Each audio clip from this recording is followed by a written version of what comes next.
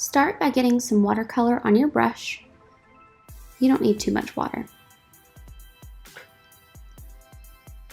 And paint a very wavy oval.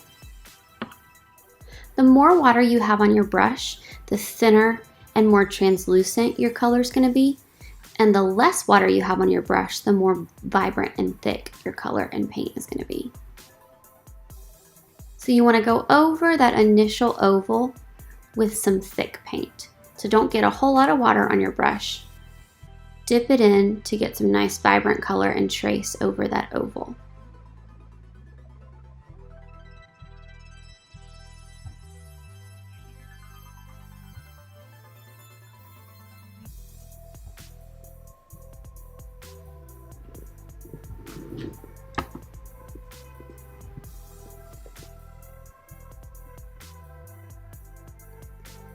Then with just water on your brush, you're going to trace the edge of that line you just painted and start to pull out some of the color so it's a softer line and blend it in.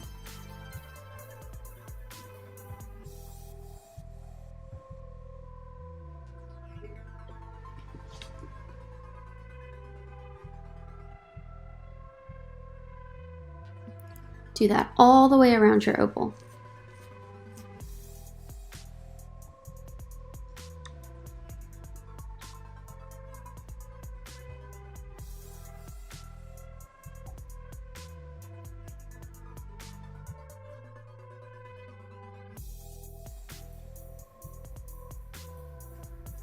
While your oval is still wet, get some salt and sprinkle it in that area you just painted.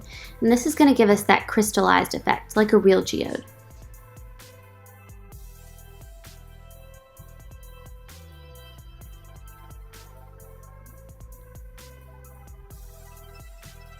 Then go back to different places along your oval and add more color. Remember, to get the vibrant color, you don't need a lot of water on your brush at all.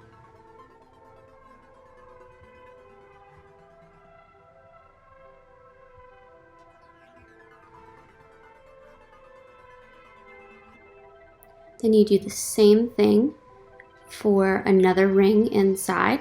This could be the same color as the outside, or you could start to transition to a different color. Sprinkle your salt, add your darker color, and you can add one more ring inside as well.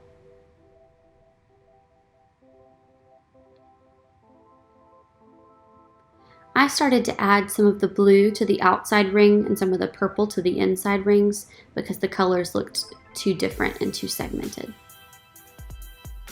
Once you paint and blend the outside oval for each ring, you're not really dragging your brush anymore, you're dotting it along the oval. And because your paper is wet, the paint will start to spread itself.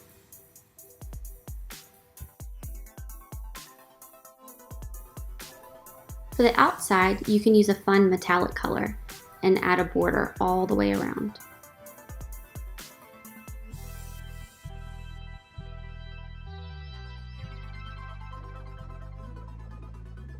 Since a geode is a crystal inside a rock, you can go around your metallic border and add a bumpy edge, like a rock would look if you sliced through it.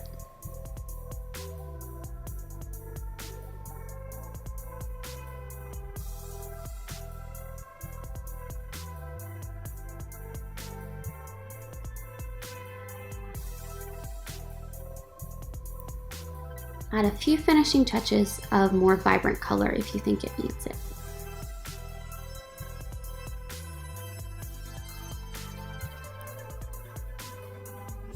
Then take a paintbrush, dip it in glue, and paint a skinny edge along your inner circle